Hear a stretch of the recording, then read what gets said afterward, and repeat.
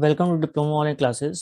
आज हम देखेंगे ऑटोमोबाइल इंजीनियरिंग का क्वेश्चन पेपर जो कि होगा 2020 और 2021 का। देखिए, ऑटोमोबाइल इंजीनियरिंग पहली बार आपके सिलेबस में आया है, जिसका पेपर एक ही बार अभी तक हुआ है 2020 और 21 में। ठीक है, तो इसका एक ही क्वेश्चन पेपर है 2020 और 21 का, और सेकंड पेपर जो है इस साल होगा। ऑटोमोबाइल इंजीनियरिंग पहले केवल ऑटोमोबाइल ब्रांच के बच्चे ही पढ़ा करते थे, लेकिन अब ये मैकेनिकल के जितने भी ब्रांच हैं सब में ये कॉमन सब्जेक्ट कर दिया गया है। सभी को ये फाइनल ईयर में ऑटोमोबाइल इंजीनियरिंग पढ़नी, चाहे वो प्रोडक्शन का हो, चाहे ऑटो का हो, चाहे कैट का हो, चाहे और किसी ब्रांच का हो, सभी को ऑटोमोबाइल इंजीनियरिंग पढ़नी है। तो आज हम देखेंगे ऑटोमोबाइल इंजीनियरिंग में पिछले साल कौन कौन से क्वेश्चन है जो पूछे गए थे, और ये मान के चलिए जितने क्वेश्चन पूछे गए थे उसमें से कम 50% क्वेश्चन रिपीट होने वाले हैं। ठीक है, ये जो क्वेश्चन पेपर है इसको जरूर से आप पढ़ के जाइएगा। इसमें से ज़्यादातर क्वेश्चन दोबारा से रिपीट हो जाएंगे, ठीक है, या फिर जो क्वेश्चन पूछे गए हैं उसके आगे और पीछे के क्वेश्चन उठाए जाएंगे। ठीक है, बहुत ज़्यादा टफ पेपर नहीं बनेगा, बस इस क्वेश्चन पेपर को जरूर से पढ़ के जाना, एकदम 100% इस क्वेश्चन पेपर को आप सॉल्व करके ही जाएंगे। तो आइए स्टार्ट करते हैं, देखते हैं कौन कौन से क्वेश्चन पेपर हैं, क्वेश्चन पेपर में क्वेश्चन पूछे गए हैं।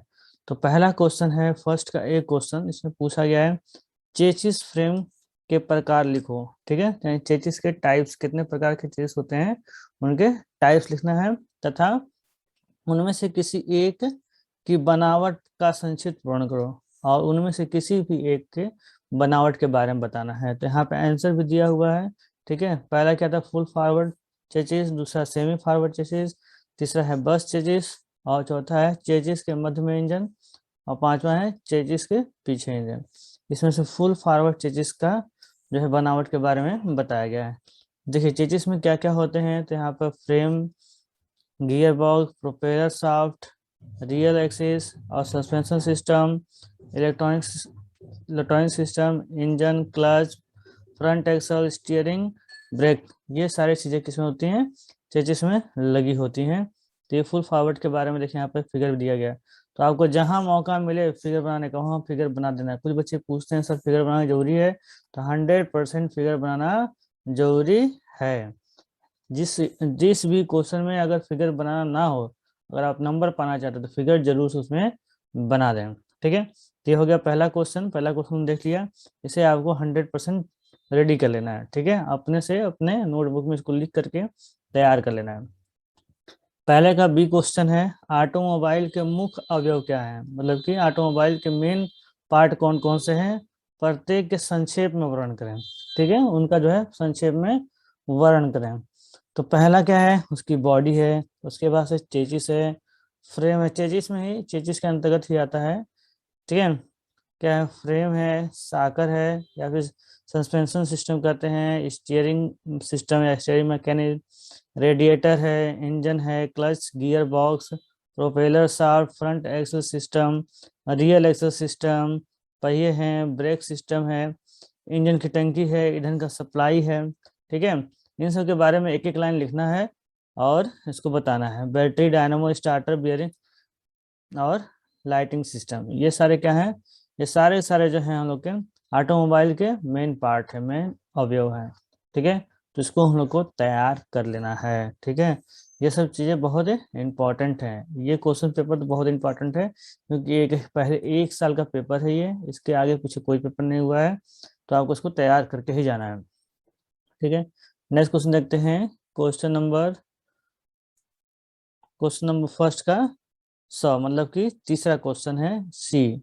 ठीक है, तो हम जानते हैं कि एक क्वेश्चन में ए बी सी होता है, ए बी सी, और इस तीनों में से कोई दो ही करना होता है, लेकिन हम लोग यहाँ पर तीनों देखते हुए चलेंगे। तीसरा क्वेश्चन क्या है, पहले का, विभिन्न प्रकार के क्लच के नाम लिखिए। देखिए जितने भी क्लच हैं सबके नाम लिखने हैं। ठीक है, और उसमें से सेंट्रीफ्यूगल क्लच का जो है चित्र बना करके उसका वर्णन करना है। ये सेंट्रीफ्यूगल क्लच है, काफी इंपॉर्टेंट है, बहुत बार पूछा जाता है। ठीक है, सेंट्रीफ्यूगल क्लच बहुत बार पूछा जाता है।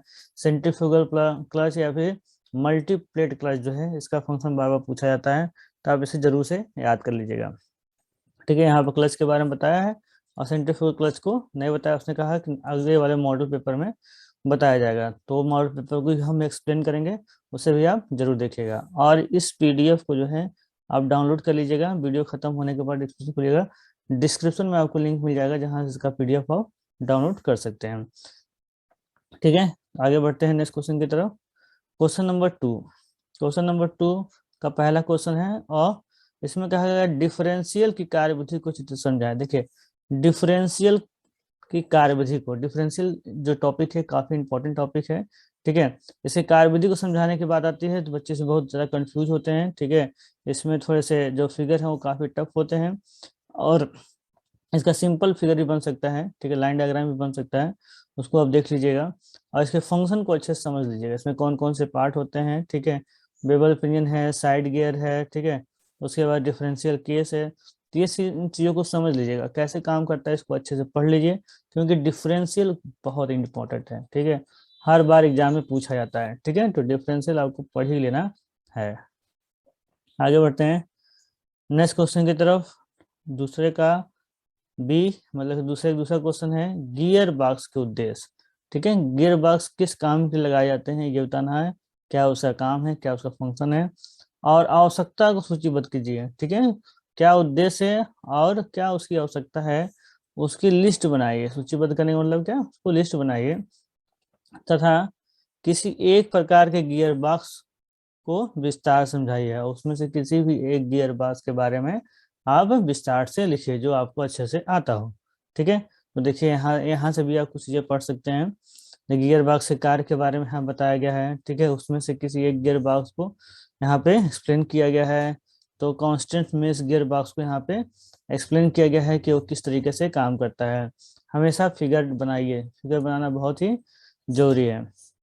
ये पीडीएफ हम आपको दे देंगे तो आप पढ़ लेंगे खुद से।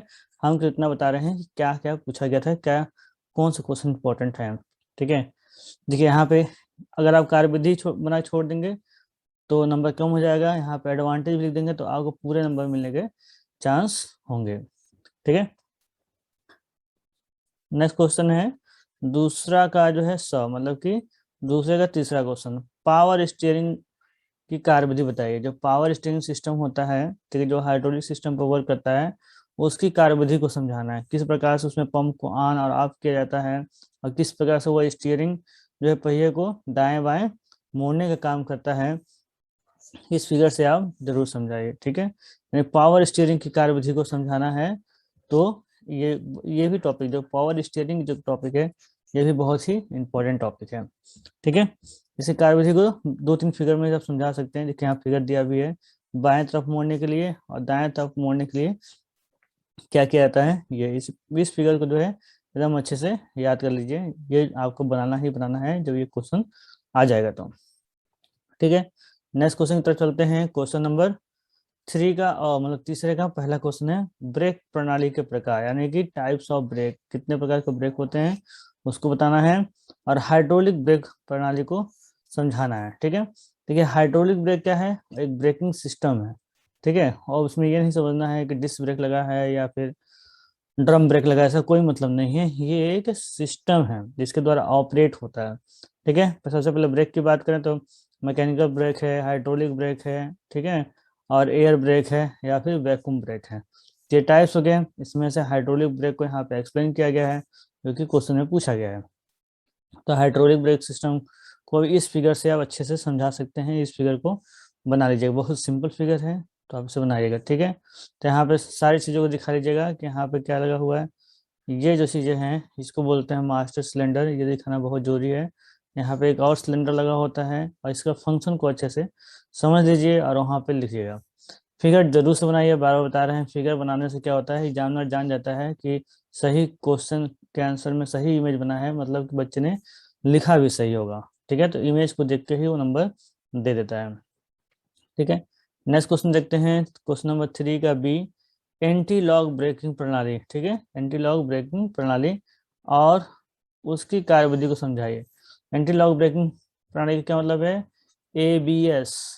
ठीक है, जो आप लोग पढ़ देखते हैं गाड़ियों में एबीएस सिस्टम आता है, उसके बारे में आपको यहाँ पे लिखना है, वो किस तरीके से काम करता है ये आपको बताना है। ठीक है, इसका आंसर नेक्स्ट वाले पीडीएफ में मिल जाएगा। देखिए अब ब्लीडिंग क्या होता है, ब्रेक ब्लीडिंग क्या होता है, इसके बारे में ये काफी इंपॉर्टेंट टॉपिक है। ब्रेक ब्लीडिंग ये मैक्सिमम टाइम में आपसे पूछा जाएगा। आगे बढ़ते हैं नेक्स्ट क्वेश्चन की तरफ। क्वेश्चन नंबर तीसरे का ग, ठीक है। एकरमैन स्टीयरिंग गियर मैकेनिज्म क्या है, चित्र की सहायता से समझाइए। ठीक है, एकरमैन स्टीयरिंग गियर को समझाना है, ये भी इंपॉर्टेंट टॉपिक है। ठीक है, ये इस बार भी पूछा जा सकता है। तो इसका फिगर यहाँ पर दिया हुआ है, किस प्रकार से एकरमैन स्टीयरिंग मैकेनिज्म है। इसको फिगर को बनाने की प्रैक्टिस कर लीजिए। फिगर बनाना ही बनाना है, बिना फिगर के आप अच्छे नंबर नहीं पा सकते हैं। ठीक है, तो इसे समझ लीजिए और इसे पढ़ लीजिए अच्छे से, और फिगर का प्रैक्टिस जरूर से कर लीजिए। आगे बढ़ते हैं नेक्स्ट क्वेश्चन की तरफ। क्वेश्चन नंबर 4 का मतलब चौथे का पहला क्वेश्चन है, टेलीस्कोपिक प्रकार के शॉक एब्जॉर्बर की कार्य प्रणाली को चित्र की सहायता से व्याख्या कीजिए। ठीक है, टेलीस्कोपिक, ठीक है, शॉक एब्जॉर्बर को देखते हैं। यहाँ देखिए, यहाँ पे इमेज बना हुआ टेलीस्कोपिक शॉक एब्जॉर्बर का। ठीक है, इसमें किस तरीके से लिक्विड भरा होता है, किस तरीके से इसमें वाल और रिंग लगे होते हैं। ठीक है, इसकी पूरे स्ट्रक्चर को इसको 2 4 बार 6 बार बनाएंगे तो ये आपको याद हो जाएगा। इसमें कौन कौन से इंस्ट्रूमेंट लगे हैं इसकी लिस्टिंग कर लीजिए, और इसी कार्यविधि को आप अच्छे से समझा दीजिए। ठीक है, ये जो है सस्पेंशन सिस्टम से इम्पोर्टेंट टॉपिक है। ठीक है, जितना इम्पोर्टेंट था वो पहले ही साली पूछ दिया, तो अब इसी में से उठा उठा के वो पूछेगा। तो इसमें बार बार कह रहे हैं, इस पेपर को आप 100% तैयार कर लीजिए। चौथे का बी क्वेश्चन है, लेड एसिड बैटरी की कार्यविधि एवं उसके अनुरक्षण की विस्तृत वर्णन कीजिए। लेड एसिड बैटरी के बारे में आप जानते हैं, बहुत बार पढ़ चुके हैं। तो यहाँ पर भी वही चीज़ है, उसकी कार्यविधि बताना है, किस प्रकार से काम करता है, और उसका रख रखाव किस प्रकार से कर सकते हैं, ये आपको एक्सप्लेन करना है। ठीक है, देखिए कुछ चीज़ें आपको यहाँ मिल भी जाएंगी, जैसे बैटरी का अनुरक्षण किस प्रकार से करनी चाहिए। कुछ चीज़ें यहाँ से भी नोट कर सकते हैं, नोट जरूर कर लीजिएगा अपने नोटबुक में जो है, इसको नोट कर लीजिएगा, पीडीएफ में हिम्मत रहने दीजिएगा, नोट जरूर कर लीजिएगा यहाँ पे, क्योंकि ये आपको बहुत फायदा कर देने वाली है। ठीक है, नेक्स्ट क्वेश्चन है चौथे का विभिन्न प्रकार के सस्पेंशन प्रणाली के नाम लिखें। जो भी सस्पेंशन सिस्टम है उनके नाम लिखना है, और उनमें से किसी एक को चित्र की सहायता से समझाना है। ठीक है, जैसे सस्पेंशन सिस्टम से 2 क्वेश्चन हो गए, एक टेलीस्कोपिक वाला डायरेक्ट पूछा गया है, यहाँ पर सस्पेंशन सिस्टम के टाइप्स पूछे गए हैं, फिर का नाम पूछे गए हैं, उनमें से किसी एक को करने के लिए कहा गया है। ठीक है, सस्पेंशन सिस्टम से 2 क्वेश्चन यहाँ पे आ गए हैं, तो उसको ध्यान से रखना है, सस्पेंशन सिस्टम को पढ़ के ही जाना है, और ये कॉमन क्वेश्चन है, हर बार पूछा जा सकता है इस टाइप के क्वेश्चन। ठीक है, नेक्स्ट क्वेश्चन देखते हैं, क्वेश्चन नंबर 5 का, फ्यूल एडिटिव की क्या आवश्यकता है। फ्यूल में जो एडिटिव मिलाए जाते हैं कि ठंडे में वो जगहों पर जमे ना, या फिर उसमें कोरोजन ना इंजन में, तो उसकी क्या आवश्यकता है ये पूछ रहा है। और ऑटोमोबाइल के उत्सर्जन को कैसे प्रभावित करते हैं, जो ऑटोमोबाइल में फ्यूल कंबशन के बाद जो एग्जॉस्ट गैसें निकलती हैं उसको किस प्रकार से इफेक्ट करते हैं, ये आपको बताना है। तो इसका आंसर यहाँ पर आपको मिल जाएगा। ठीक है, आपके बुक में भी होगा, जहाँ से भी आपको अच्छा लगे आंसर वहां से अपने नोटबुक में इसको नोट कर लीजिएगा, लेकिन इस क्वेश्चन को जरूर से तैयार कर लीजिएगा। ठीक है, नेक्स्ट क्वेश्चन देखते हैं, क्वेश्चन नंबर 5 का बी। इसमें पूछा गया, इलेक्ट्रोलाइट के विशिष्ट गुरुत्व पर तापमान का क्या प्रभाव पड़ता है। बैटरी रेटिंग की विभिन्न विधियों क्या है, मतलब विधियां क्या हैं उन्हें लिखें, कौन कौन सी विधियां हैं उनके बारे में लिखें, लिस्टिंग करना पर बताना कौन कौन सी विधियां यूज की जाती हैं।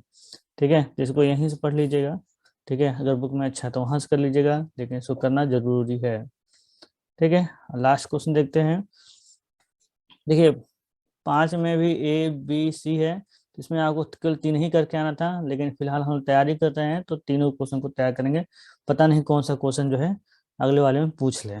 ठीक है, देखिए नेक्स्ट क्वेश्चन है, गैसोलीन इंजन के कारण वायु प्रदूषण के विभिन्न स्रोत कौन कौन से हैं, सूचीबद्ध करिए, उसको लिस्ट बनाइए। ठीक है, प्रदूषण नियंत्रण के उत्सर्जन मानक भारत 1 और भारत 2 की व्याख्या कीजिए। तो यहाँ पे इसका आंसर दिया हुआ है, गैसोलीन के प्रमुख वायु प्रदूषक स्रोत क्या है, तो यहाँ पे सबके नाम यहाँ पे दिए हुए हैं, तो शॉर्ट में आप यहाँ से भी नोट कर सकते हैं। और उत्सर्जन मानक भारत 1 और उत्सर्जन मानक भारत 2 क्या है, उनके बारे में भी यहाँ पे बताया गया है।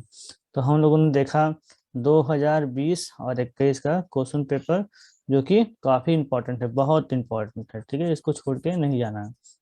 इसके अलावा क्योंकि और कोई पेपर नहीं हुआ है, तो हम लोग देखेंगे अब मॉडल पेपर है, ठीक है। मॉडल पेपर 1 से लेकर के 10 तक हम लोग देखेंगे कि किस प्रकार से क्वेश्चन पूछे जा सकते हैं, उनको भी हम लोग तैयार करेंगे। मॉडल पेपर हम थोड़ा सा बता भी देंगे और आपको उसका पीडीएफ भी दे देंगे, ठीक है। तो इसका पीडीएफ तुरंत डाउनलोड करने के लिए डिस्क्रिप्शन खोलिए, डिस्क्रिप्शन लिंक मिल जाएगा जहाँ से आप इसे डाउनलोड कर सकते हैं।